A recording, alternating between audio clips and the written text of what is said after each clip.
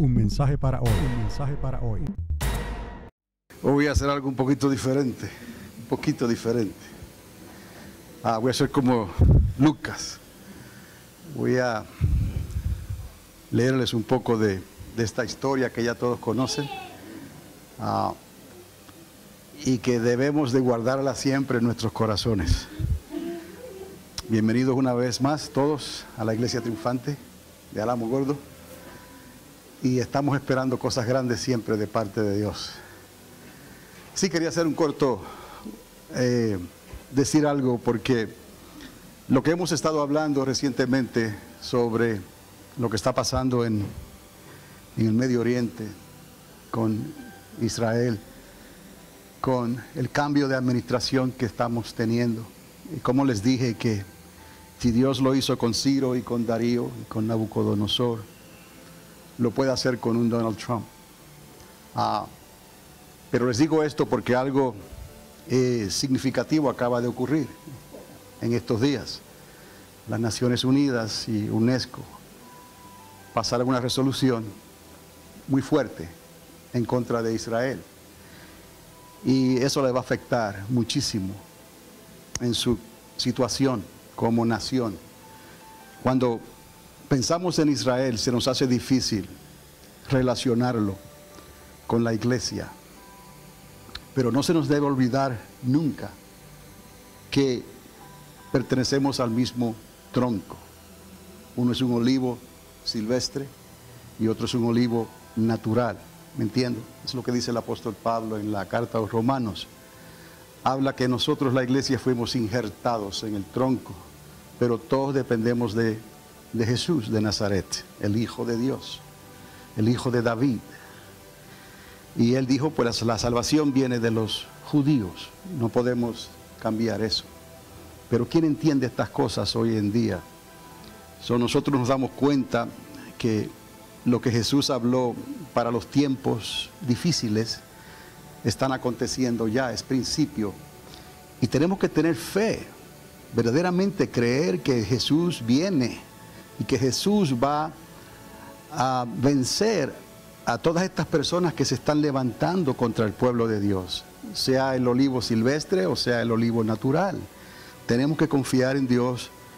Cuando Dios le dijo a Abraham que saliera de la tierra de sus padres y de Ur de los Caldeos, Abraham no tenía idea de lo que estaba ocurriendo, solo que le creyó a Dios, oyó una voz posiblemente audible. Dios le habló a Abraham, un señor ya mayor de edad, de 50 y pico de años, y Abraham creyó.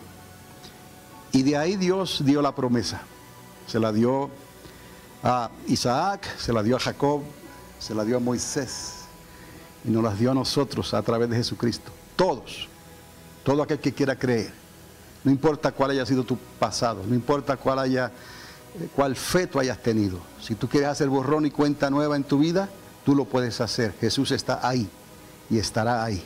Pero lo más importante es que Él viene y va a estar, va a poner sus pies sobre el monte de los olivos y Él va a traer orden, no el orden global, no el orden de las Naciones Unidas, el orden de Dios lo va a traer a esta tierra. Y usted y yo queremos estar de parte del Señor siempre. Entonces, la historia pues es sencilla y se las quiero recordar. Este librito, les he dicho, lo conseguí en una tienda de segundas en España, hace muchos años atrás. Y el que lo vendió no sabía lo que estaba vendiendo. Yo pagué 125 pesetas en ese tiempo. Cuando se pagaba en pesetas, ahora es euro. No es ni un euro, ¿no? Entonces, hay una cantidad limitada que se escribieron de estos. Es un compendio que hizo la Iglesia Católica de los Evangelios nada más. Y les voy a leer un poco la historia. Y quiero que, si usted tiene su Biblia, no le voy a poder dar todos los versículos exactamente, porque están, como les dije, están compaginados todos. Vamos a ver a dónde quiero empezar, porque no quiero leerlo todo, pero le quiero leer a partir después de la genealogía de Jesús. Ok. Voy a comenzar con Lucas, pero se va a mezclar entre Lucas, entre Mateo y Marcos y Juan. Pero voy a empezar con Lucas capítulo 2. Y la historia dice así. ¿Estamos contentos? Porque un día como hoy, esto no se da todos los años, ¿no? Que coincida con la Navidad, ¿no? Un domingo. ¿Y quién mejor que el pueblo de Dios que decimos que somos creyentes? Dejemos todo a un lado, un día de Navidad, y vayamos a la iglesia, ¿no? Yo les agradezco eso y yo sé que el Señor nos ama porque hemos sido fieles en este día. Dice que sucedió por aquellos días que salió un edicto, una orden de César Augusto, el emperador romano, para que se empadronase todo el mundo. Este primer censo se hizo siendo gobernador de Siria, Quirino. Y todos iban a empadronarse, cada uno a su ciudad, y subió también José desde Galilea, de la ciudad de Nazaret a Judea, a la ciudad de David, que se llama Belén, porque él era de la casa y familia de David, para empadronarse con Miriam, su esposa, que estaba encinta. Y aconteció que mientras estaban allí, se cumplieron los días del alumbramiento, y dio a luz a su hijo primogénito. Lo envolvió en pañales y lo reclinó en un pesebre, porque no había sitio para ellos en el mesón. Y había en la misma región unos pastores acampados al raso, al aire libre, que velaban por turno sobre su rebaño. Un ángel del Señor se presentó ante ellos, y la gloria del Señor los envolvió en su resplandor, y quedaron sobrecogidos de temor. Mas el ángel les dijo: no temáis, pues anuncio una gran alegría, que será para todo el pueblo, que os ha nacido hoy un Salvador, que es el Cristo Señor, en la ciudad de David. Y esto os servirá de señal: hallaréis un niño envuelto en pañales y recostado en un pesebre. Y de repente se juntó con el ángel una multitud del ejército celestial, que alababa a Dios y decía: gloria a Dios en las alturas, y en la tierra paz a los hombres de buena voluntad. Así que los ángeles se alejaron de ellos hacia el cielo, y los pastores se dijeron entre sí: vayamos pues a Belén a ver este suceso que el Señor nos ha manifestado. Y fueron con prisa y hallaron a María y a José y al niño reclinado en el pesebre, y viéndole contaron las palabras que se les había dicho acerca de aquel niño. Y todos los que los oyeron se maravillaron de las cosas que les decían los pastores. María, por su parte, guardaba en su corazón, en su memoria, todas estas palabras, meditándolas en su corazón. Los pastores se volvieron glorificando y alabando a Dios por todo lo que habían visto y oído, según se les había dicho. Cuando pasaron 8 días, debían circuncidarle, y le pusieron el nombre de Jesús, el que le había sido impuesto por el ángel antes de ser concebido en el seno materno. Y cuando se cumplieron los días de su purificación, conforme a la ley de Moisés, lo llevaron a Jerusalén para presentarlo al Señor, según está escrito en la ley del Señor: todo varón primogénito será consagrado al Señor, y para ofrecer en sacrificio, según lo prescrito por la ley del Señor, un par de tórtolas o 2 pichones de paloma. Y había en Jerusalén un hombre llamado Simeón, varón justo y temeroso de Dios, que esperaba la consolación de Israel, y el Espíritu Santo estaba en él. Le había sido revelado por el Espíritu Santo que no vería la muerte antes de ver al ungido del Señor.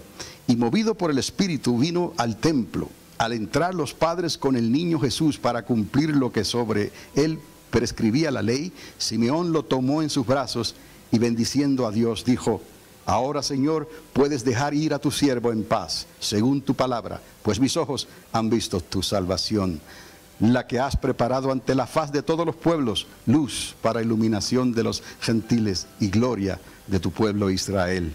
Su padre y su madre estaban maravillados de las cosas que se decían de él.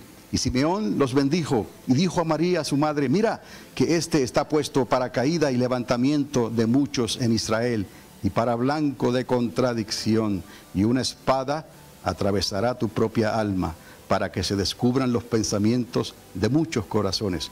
había también una profetisa, Ana, hija de Fanuel, de la tribu de Aser, muy avanzada en años, que había vivido con su marido 7 años desde después que se casó en su adolescencia y permaneció viuda hasta los 84 años. No se apartaba del templo, sirviendo a Dios con ayunos, con oraciones, noche y día. Como se presentase en las oraciones, como se presentase en aquel preciso momento, alabó también a Dios y hablaba de él a cuantos esperaban la redención de Jerusalén. Cumplidas todas las cosas según la ley del Señor, se volvieron a Galilea, a su ciudad de Nazaret. Y el niño crecía y se fortalecía, lleno de sabiduría y de gracia delante de Dios, y Dios estaba con él. Como siempre, las monedas traen dos caras. Una cara de algo que puede ser bueno y otra cara de algo que puede ser terrible. Es ese 50% que yo les hablo, amados, que lo he aprendido a través de la lectura en la palabra de Dios y viendo cómo Dios hace las cosas en la historia y cómo las está haciendo hoy. Tenemos que temer a Dios siempre y confiar que Él nos va a librar de cualquier cosa que pueda sucedernos, amados. Él tiene que ser nuestra prioridad. Él, primeramente el Señor, y por el Espíritu Santo podremos nosotros llegar al final de esta carrera que hemos comenzado. Y la otra historia, o el otro lado de la moneda, dice: después que nació Jesús en Belén de Judea, en tiempos del rey Herodes, el hijo de Herodes el Grande, se presentaron en Jerusalén unos magos de Oriente, mejor dicho, este es Herodes el Grande. Se presentaron en Jerusalén unos magos de Oriente, preguntando: ¿dónde está el rey de los judíos que ha nacido? Pues hemos visto su estrella en el oriente y hemos venido a adorarle. El rey Herodes se turbó al enterarse, y con él toda Jerusalén. Convocó a todos los príncipes de los sacerdotes y escribas del pueblo y les preguntó dónde había de nacer el Mesías, y ellos contestaron: en Belén de Judea, pues así está escrito por los profetas. Y tú, Belén, tierra de Judá, no eres la más pequeña entre las principales ciudades de Judá, porque de ti saldrá un guía que conducirá a mi pueblo Israel. Entonces Herodes, llamando en secreto a los magos, se informó exactamente de ellos sobre el tiempo de la aparición de la estrella, y los envió a Belén diciendo: id e informarme con exactitud sobre el niño, y cuando lo halléis, avisadme para que yo también vaya a adorarle. Ellos, después de oír al rey, se pusieron en camino, y he aquí que la estrella que habían visto en el oriente les precedía, hasta que llegó y se paró encima de donde estaba el niño. Al ver la estrella, se alegraron con gozo sobremanera grande. Entraron en la casa y vieron al niño con María, su madre, y postrados lo adoraron. Abrieron sus tesoros y le ofrecieron dones, oro, incienso y mirra. Avisados en sueños de que no volviesen a Herodes, se tornaron por otro camino a su tierra. De ahí la historia de los 3 reyes magos que nos ha llegado a nosotros. Después que se marcharon, un ángel del Señor se le aparece durante el sueño a José y le dice: levántate, toma al niño y a su madre y huye a Egipto, y estate allí hasta que yo te diga, porque Herodes ha de buscar al niño para matarle. Él se levantó, tomó al niño y a su madre de noche y se retiró a Egipto, y allí permaneció hasta la muerte de Herodes, para que se cumpliese lo que el Señor había dicho por boca del profeta: de Egipto llamé a mi hijo. Entonces Herodes, viéndose burlado por los magos, se enfureció en extremo y mandó a matar a todos los niños que había en Belén y en sus contornos, de 2 años para abajo, según el tiempo con que diligentemente les habían dicho los magos. Entonces se cumplió lo que había dicho el profeta Jeremías: un clamor se oyó en Ramá, llanto y gemido grande. Raquel, Raquel, que lloraba por sus hijos y no quería ser consolada porque ya no existían. Muerto ya Herodes, un ángel del Señor se le apareció en sueños a José en Egipto y le dice: levántate, toma al niño y a su madre y vuelve a la tierra de Israel, porque han muerto los que atentaban contra la vida del niño. Él se levantó, tomó el niño y a su madre y entró en tierra de Israel, pero habiendo oído que Arquelao reinaba en Judea, en lugar de su padre Herodes, temió ir allá, y avisado durante el sueño, se retiró a la región de Galilea y fue a habitar en una ciudad llamada Nazaret, para que se cumpliese lo que habían dicho los profetas: será llamado Nazareno. Gloria a Dios. Como pueden ver, amados, servir a Dios, el cristianismo, es algo sobrenatural. Y no parece, porque lo hemos quizás tomado como algo más bien religioso, como algo que lo hemos heredado de nuestros padres o de nuestros abuelos. Pero el cristianismo es más que eso, usted puede ver, es algo sobrenatural. No podemos servirle a Dios con nuestras propias fuerzas. Dependemos de lo sobrenatural de Dios. Dependemos del Espíritu Santo de Dios. Dependemos de su palabra. Dependemos de sueños, de visiones, de avisos. Dependemos de cosas que hace Dios para librarnos. Estamos viviendo un día a la vez, porque el mañana no le está garantizado a nadie. No sabemos lo que puede pasar, ¿no? Salimos de este lugar confiados plenamente, pero el mundo está cambiando rápidamente. Eso es necesario que nosotros, la iglesia, en estos tiempos le digamos al Señor: sí, Señor, dependemos de ti y queremos que tu presencia aumente en mi vida, aumente en nosotros. Guía mis pasos. El ángel del Señor acampa alrededor de los que le temen y los defiende, dice la palabra. David decía: veo al Señor delante de mí a mi diestra. Todo lo que ellos hacían, lo hacían en el temor de Jehová. Quizás es tiempo ahora que comencemos, no porque tengamos que hacernos, porque Dios no obliga a nadie, sino que nos sale del corazón, nos nace al oír una historia como esta, que es una moneda con dos caras, que sabemos que hay un maligno allá afuera, hay un perverso allá afuera, hay un diablo, como le llaman, ¿no? Que viene a robar, a matar y a destruir. Y entonces todos aquellos que se prestan para levantarse contra el pueblo de Dios, sea el olivo natural o sea el olivo silvestre. Es tiempo de que nosotros miremos a Israel como parte nuestra, e Israel nos mire a nosotros, la iglesia, aunque no lo quiere, pero que nos mire también como parte de ella, porque somos parte de un mismo pueblo. La barrera, la división, la quitó Dios. Se lo dijo a Pablo claramente. El muro que nos separaba fue quitado, y ahora somos uno en Cristo Jesús, y sin Él nada somos. Sin mí, dijo el Señor, nada podréis hacer. Las cosas están cambiando, amados.